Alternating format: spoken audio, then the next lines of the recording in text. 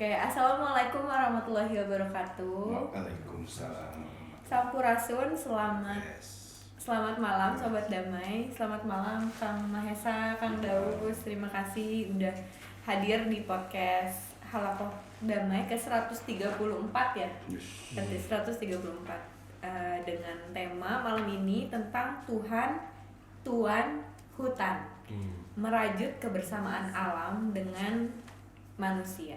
Nah, spesial malam hari ini kedatangan narasumber kita dari dosen ISBI ya, Kang Mahesa El Ghazani Antropologi. Oke. Oke, sebelum mulai Serangga. kita sebutkan dulu kemitraan dari Halakoh Damai. Yang pertama ada program Integritas Terbuka RSCJ. Lalu ada Fakultas Filsafat Universitas Katolik Parahyangan, ada Prodi Studi Agama S2 dan S3 UIN Sunan Gunung Jati Bandung, ada CPCRS Fakultas Filsafat Unpar, dan ada komunitas Celah-Celah Langit. Sobat Damai juga dukung kami di Instagram Halakoh Damai dan di YouTube Halakoh Damai. Oke, tanpa berlama-lama lagi nih ya, malam ini kita bakal ngobrolin yang cukup serius ya, Kang Daus dan Kang Mahesa, tentang Tuhan, Tuan, dan hutan ini tuh. Karena kemarin juga lagi rame nih isu-isu tentang lingkungan ya, gitu. Tapi sebelum itu, aku serahin dulu Kang Daus deh. Siap. Sebelum nanti Kang Mahesa perkenalan juga di podcast. Oke, Sobat Damai, perkenalkan saya Daus. Saya akan moderate podcast ini. Yang ke-134 tentang Tuhan, Tuan, Hutan. Iya. Ini kan ada teosentris Tuhan. Iya. Ada Tuan, mungkin Tuan itu representasi dari Manusia, antroposentrisnya. Hutannya ekosentrisnya. Nah, ini kita lihat nanti gimana Kang Mahesa ngebahas ke arah mana dan seperti apa gitu. Cuman ini tiga hal ini selalu jadi perdebatan. Apakah yang ideal itu teosentris sebagai Tuhan sebagai sumber dari segalanya? Tentu ada kelompok yang mewakili kelompok ini. Ada juga yang antroposentris bahwa manusia adalah yang berhak mengelola apapun yang ada dalam semesta. Ada juga nggak gitu, harus ekosentris. Alam semesta ini adalah tempat kita seharusnya menghormati dengan segala hormat kepada alam semesta. Nanti Kang Mahesa bakal bahas lebih jauh. Oke, untuk mempersingkat waktu silakan Kang Mahesa. Oke, sebetulnya kalau misalnya kita melihat ekologi kampung Sunda, jadi apabila kita pergi ke daerah perdesaan, terutama di Tatar Sunda, itu kan kita terdapat susunan tiga buah kampung atau kelipatan tiga. Ya. Jadi terdiri dari kampung asal lebih tua misalkan, dan kampung baru atau perkembangannya yang menentukan berdirinya tiga kesatuan desa tersebut. Jadi sebetulnya tidak bisa kita langsung menyepakati atau misalkan menjentrekan dalam Sunda nama bahwa ini adalah manusia dulu atau hutan dulu. Tentu di dalam konsepsi kebudayaan Sunda itu ada yang dinamakan dengan Tritantu ya, Rama Resi Ratu. Bagaimana karesian itu menjadi pucuk di antara hubungan antara keramaan dan karatuan, atau justru sebaliknya bisa diputar balik, tergantung dengan kebutuhan dan persepsi masyarakat Sunda bisa mengambil tindakan pada aktivitas di situ. Tetapi kalau misalnya memang pada wujud kepercayaannya, tentu manusia akan bergantung pada Tuhannya. Akan bergantung pada Tuhannya dan saling satu sama lainnya itu saling terhubung. Bagaimana manusia, Tuhan, dan hutan itu saling terhubung. Bagaimana manusia membutuhkan hutan, juga manusia terus mengelola hutan, tapi berharap juga pada Tuhan. Gitu Mang Daud. Jadi dengan Tritantu ini tiga hal itu sebenarnya tetap saling berkelindahan mungkin ya. Dan karena ada belief di situ, tetap Tuhan adalah yang maha segalanya gitu. Harus balance gitu. Cuman ada hierarkisnya gitu mungkin ya. Nah, kalau tadi keramaan, karesian, karatuan.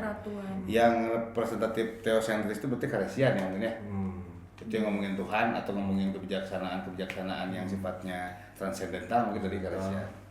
Kalau Keramahan itu biasa diwujudkan sebagai manusia. Oh, manusia. Dan keratuan itu diwujudkan sebagai alam. Oke. Lanjut, Kang. Jadi hubungan manusia dengan alam itu manusia sebagai sistem pengetahuan. Sistem pengetahuan, sistem kepercayaan, worldview, sistem pemahaman. Itulah manusia. Jadi hutan itu sebagaimana objeknya, sebagaimana wujudnya seperti hutan saja, bagi bentuknya seperti itu ya. Tetapi pemanfaatan, pewujudan, juga pengetahuan, kepercayaan, worldview dan pemahaman itu tergantung pada manusianya. Bagaimana manusia mengelola hutan? Apakah manusia tersebut bisa menjaga? Misalkan contoh seperti di masyarakat masyarakat adat Sunda misalnya, atau di KMHA istilahnya itu, komunitas masyarakat hukum adat misalnya. Jadi hutan bukan hanya sebagai tempat sumber daya penghidupan, tapi hutan ditempatkan sebagai tempat yang magis, bukan magis, istilahnya itu apa ya? Sakral. Jadi tidak bisa semena-mena diganggu oleh manusianya gitu. Contohlah leuweung titipan, tutupan, garapan. Leuweung titipan itu tentu mereka menggunakannya, misalnya bukan menggunakan, istilahnya itu lebih kepada pemanfaatannya sebagaimana tidak melebihi batas-batas hukum adat. Ya.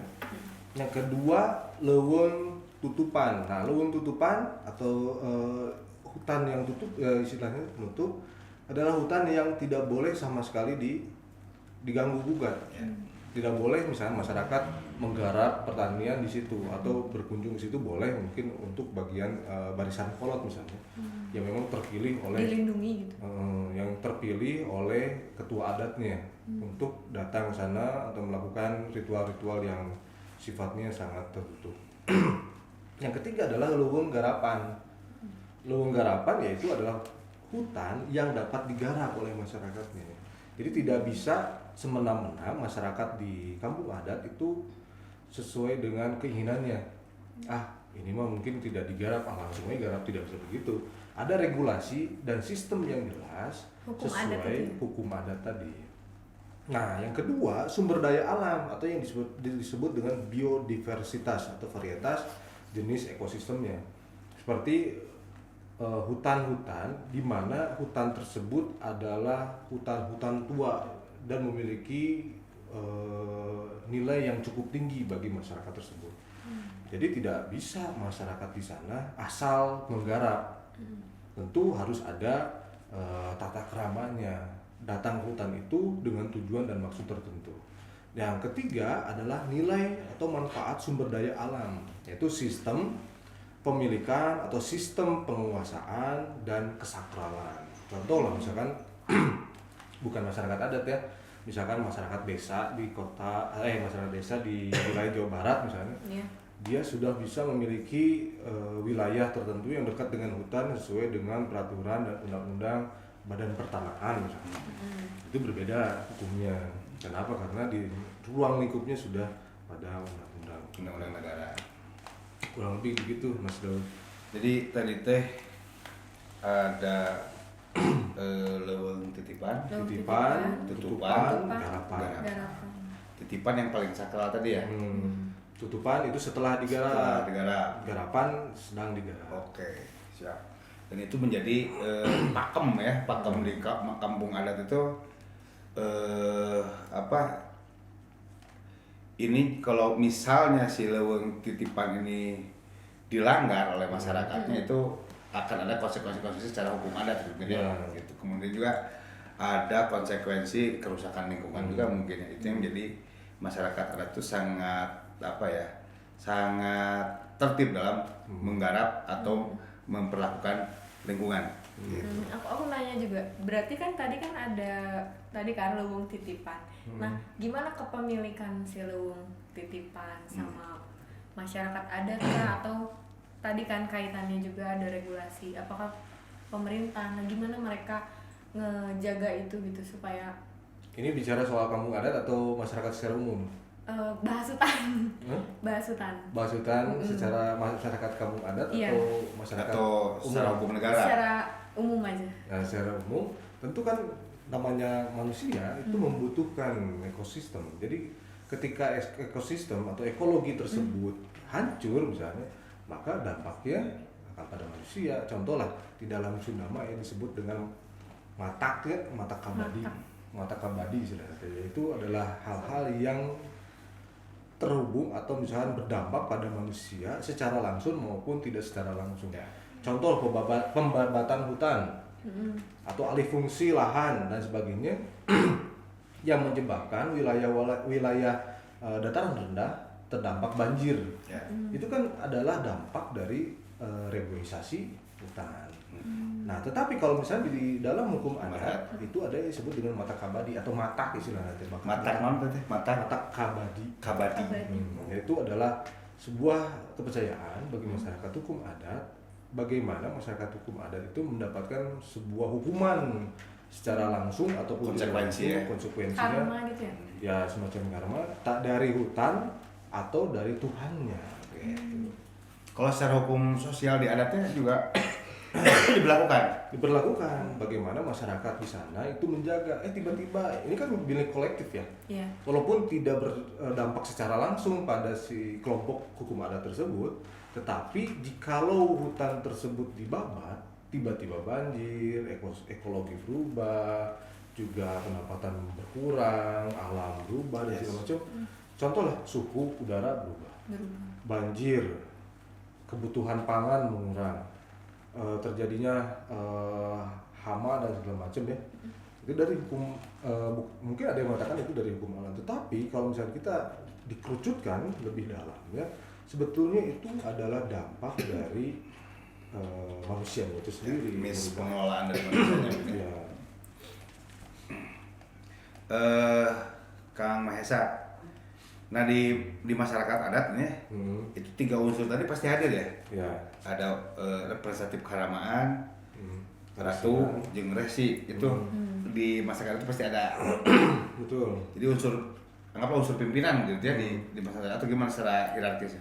Nah kalau misalnya Tritamtu sebetulnya itu tidak disadari secara langsung oleh pelaku sendiri. Tapi natural gitu ya. Contoh lah misalkan kita sendiri punya rumah misalnya, kita tinggal di rumah, pasti secara tidak langsung orang Sunda bukan? Iya. Sunda.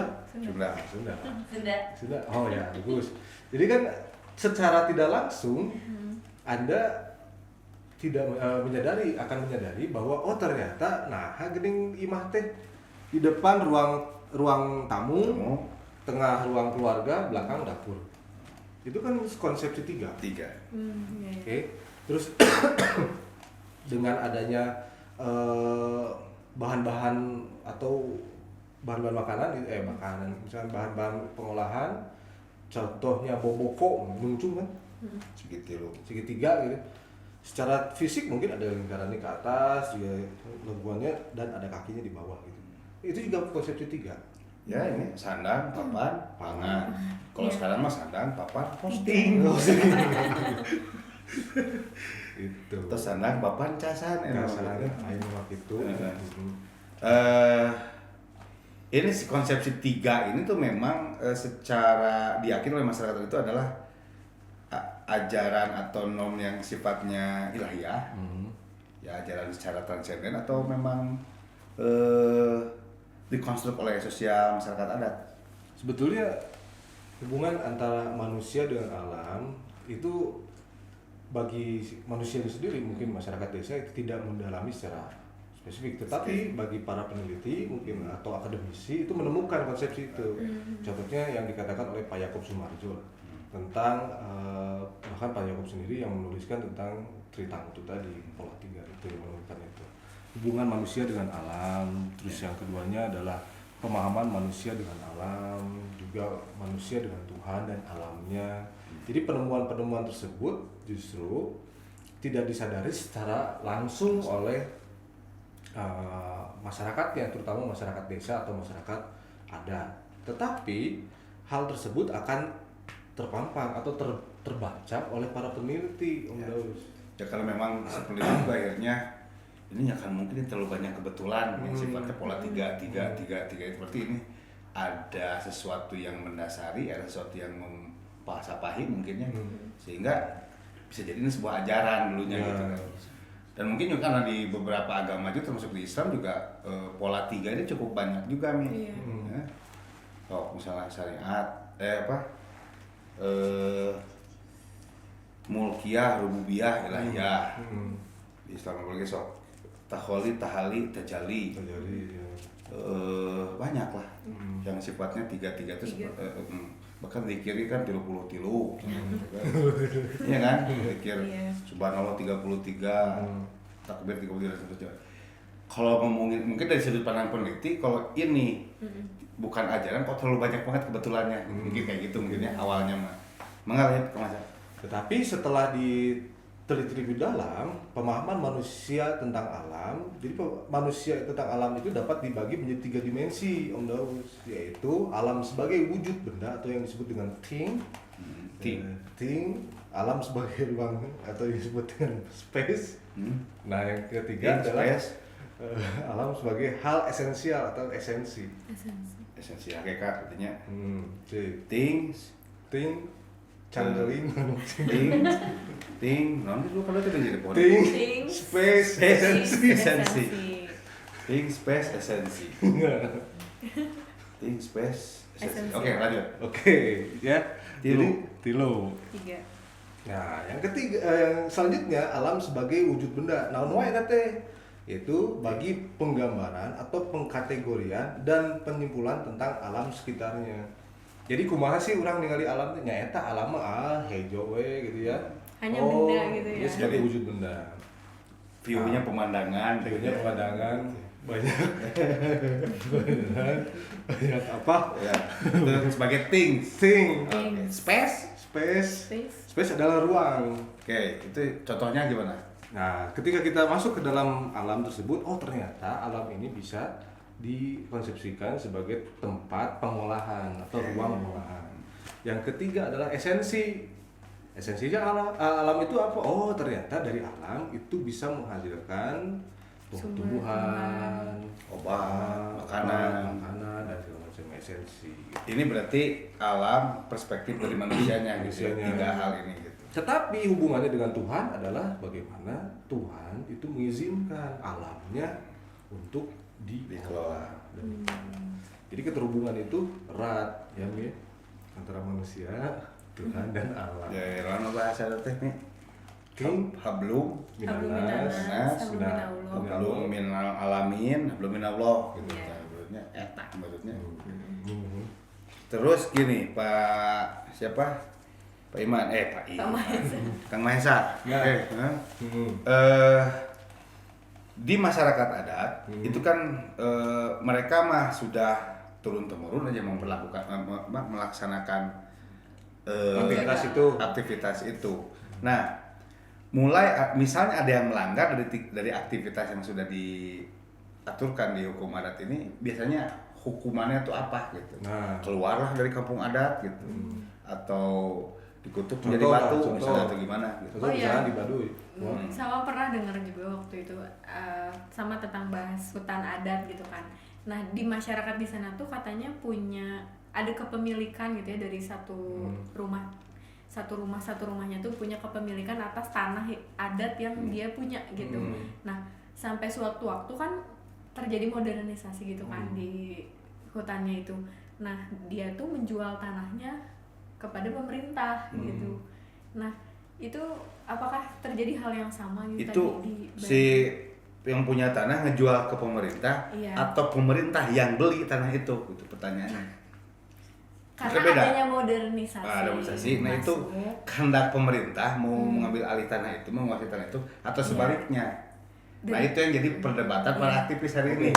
Oke, bagus ya pertanyaannya. Terus silakan dijawab Bang Dos. Nah, kalau misalnya beberapa kasus yang terjadi di kampung-kampung yang ada tanah adat lah gitu ya, itu rata-rata modernitas itu masuk oleh regulasi pemerintah. Akhirnya kepentingan itu kepentingan pemerintah. Oke, kita jeda sejenak. Kita kembali kita rehat sejenak. Nah, itu kan jadi ada konsekuensi hukum di masyarakat adat. Nah, di masyarakat Sunda sendiri kan pasti ada juga kasus seperti itu. Wah, ningali batur mah baroga di luar kampung adat kan baroga banda nu modern gitu nya, mobil, pesawat, pesawat telepon gitu. Jadi ada keinginan untuk seperti orang di luar kampung adat. Nah, itu konsekuensi secara hukum di masyarakat adat itu seperti apa biasanya? Oke, jadi konsekuensinya itu ada sanksi adat atau sanksi sosial. Jadi sanksi adat itu tentu itu tergantung dari kesepakatan atau regulasi yang disepakati oleh hukum adat. Misalkan di Baduy, Kampung Naga atau Ciptagelar itu kan berbeda tuh dengan kampung-kampung adat yang di yang di Cimahi itu Cirende, itu kan berbeda tuh. Kenapa? Karena sudah ada akulturasi di situ, sudah ada kolskatel di situ. Tapi kalau misalnya kita masih merujuk pada kampung adat yang masih dijaga atau misalnya sebagai kelompok masyarakat hukum adat, mereka masih menjaga tentang sanksi adatnya atau sanksi sosialnya. Ketika seseorang atau sebuah kelompok itu melanggar adatnya, maka akan dideportasi dari wilayahnya. Misalkan Baduy dalam ya, Baduy luar, Baduy dalam itu ke Baduy luar. Jadi tidak bisa masuk lagi ke Baduy dalam atau bukan lagi anggota Baduy dalam, tapi masih dalam anggota Baduy luar. Nah, contoh seperti itu nih. Nah, balik lagi tadi pertanyaan Mang Dausun. Pertanyaan teh yang nanya aku sih misalnya teh. Oh ya, hukum. Jadi tergantung kesepakatan di masyarakat adat tertentunya. Apa misal di Baduy seperti ini atau Ciptagelar seperti ini, Kampung Naga seperti ini. Ya, berbeda kan. Tetapi ada yang garis samanya itu bagaimana memperlakukan hukum adat dan diberlakukannya sanksi sosial.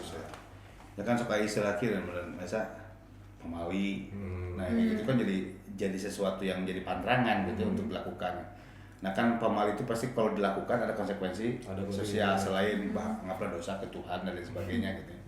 Ya itu tergantung masyarakat adatnya masing-masing di sana. Nah, disebut dengan puun misalnya di Baduy puun atau misalnya pemimpin tertinggi lah. Puun. Nah, puun ini bagaimana nih memperlakukan masyarakatnya?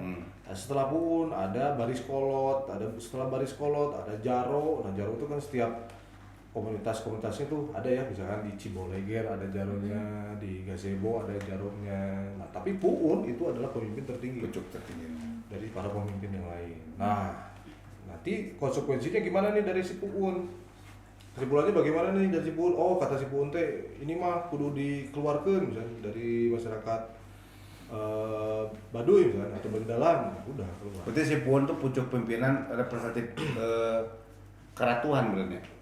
Atau masih nggak ngerti saya tak. Kalau misalnya di dalam organisasi, ya puun mungkin ada yang mempersepsikan karsian di situ. Oh, justru karsian. Buat keputusan gitu. Tapi ada juga misalnya baris kolot naon eta karatuan, masyarakat eta karamaan. Ya. Jadi tangtu itu bisa didefinisikan sesuai dengan fungsinya. Gitu. Jadi berarti si karsian itu lebih menjaga norma ya, norma adat itu, nilai, hukum dan sebagainya. Sip. Mungkin yang nonton di sini pada bertanya, wah Wali Kota datang, Pak Farhan mau nanya, mana? Oh nggak jadi, nggak apa-apa. Takut ya? Takut ya, oke. Boleh nggak bahas sedikit isu juga? Boleh. Iya ya, kayak yang banyak aja Mi bahasanya. Iya nggak apa-apa. Kayak gini nih, kayak kemarin kan lagi rame, bukan kemarin aja sih, sudah lama ya isu lingkungan ini tuh udah banyak gitu terjadi, alih fungsi lahan, terus juga pemanfaatan lain gitu ya, demi kepentingan seseorang atau kelompok lain gitu. Nah, gimana sih masyarakat adat di sana atau pemerintah gitu ya, menurut Kang Mahesa menyikapinya? Kan karena kemarin kan rame tuh di Raja Ampat ya, si Pulau Gag itu diubah jadi lahan tambang nikel gitu. Terus dampaknya tuh luas banget gitu ya, ke biota lautnya, ke terumbu karang gitu, dan banyak masyarakat di sana juga ngerasanya ada yang pro, ada yang kontra gini loh. Padahal dari tokoh agamanya juga bilang ini kontra gitu, nggak sesuai sama dengan menjaga alam kayak gitu. Nah, hubungannya di sama tema podcast ini menurut Kang Mahesa gimana? Ya itu kan jadi complicated juga ya. Satu sisi masyarakat ada yang pro, satu sisi juga masyarakat ada yang menolak. Tapi satu sisi lagi kita melihat Indonesia juga ada, di masyarakat Indonesia secara umum ada juga yang menolak. Tapi mungkin secara khusus bagi pemilik dan yang memiliki ya terutama memiliki modal misalnya, mereka setuju tentang hal itu.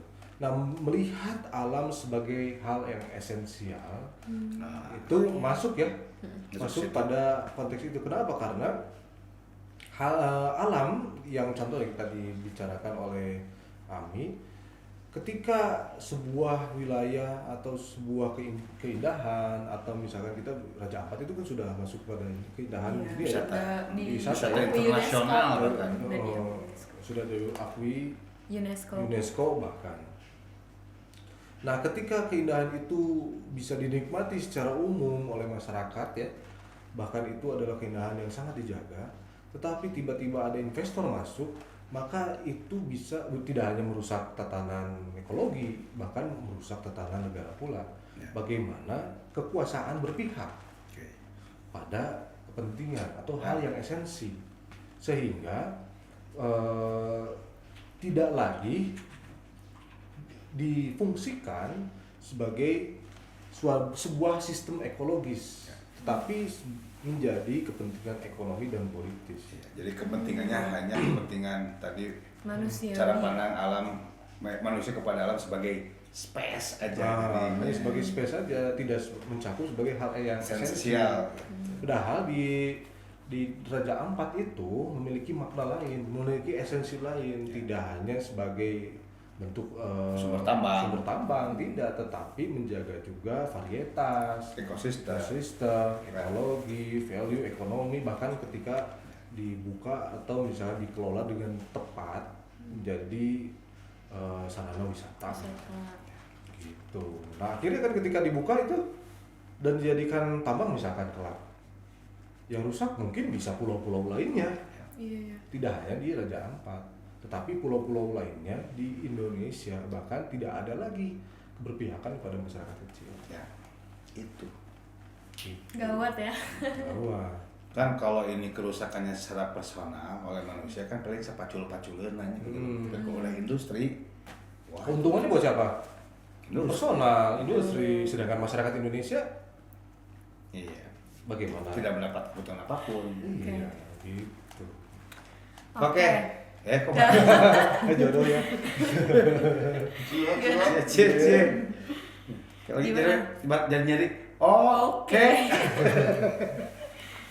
Oke ya, kompleks banget ya hubungan, kita mencoba sedikit merajut gitu ya, hubungan antara manusia, alam, dan Tuhan tuh kompleks gitu.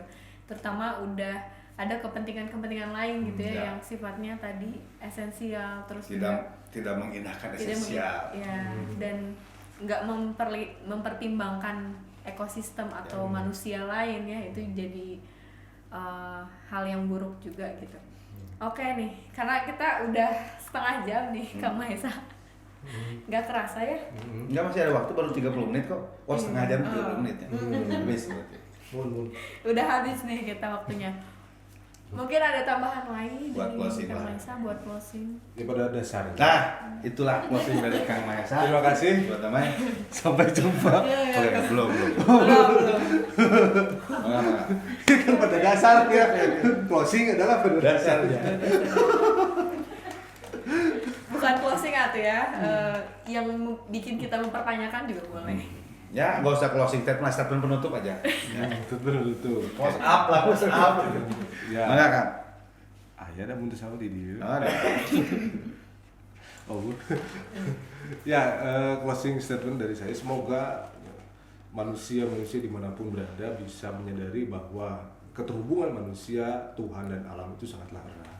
Sehingga kita sebagai manusia jangan bersifat sombong bahkan tamak tentang untuk memiliki sebuah kekuasaan atau wilayah, karena satu dengan yang lainnya justru terhubung, saling berkelindahan. Satu dan yang lainnya saling membutuhkan. Sakitu wae ti sim kuring mah. Mangga. Ya. Enggak atuh hatur nuhun. Kang Maesa. Oke ya, jadi sobat Damai sedikit nyimpulin juga. Tadi kan berangkat dari kebudayaan ya, dari kebudayaan terutama di Sunda gitu ya, melihat hubungan Tritangtu ini tuh dan hubungan manusia alam Tuhan tuh sangat berkaitan erat. Terus juga kita terus harus menjaga, harus saling melihat gitu ya, saling melihat. Tapi tahu Tritangtu mendengar. nggak? Tahu Tritangtu? Nah, nanti di sini gambarnya. Ada gambar Nanti ada Tritangtu gambar. Oh, di ya. sini. Itu segitiga ya. Segitiga. Bisa digambarkan Tritangtu itu apa aja. Oke. Terus esensinya di sini nanti ya. Editing video siap ya. Dia udah nunjuk-nunjuk arah, berarti harus ada nanti itu Oke. satu gambarnya. Oke, cek aja ya, nanti Siap. ada captionnya juga Jadi, gitu ya. Nah, untuk sumber pustakanya di sini. Oke. Ya. Dan tokonya nih. Ada di sini. Oke. Terima kasih banyak Kang Maesa. Ya, hatur sama-sama, nuhun, Tami. Kang Daus. Kita ketemu lagi di podcast lain. Assalamualaikum warahmatullahi wabarakatuh. Waalaikumsalam.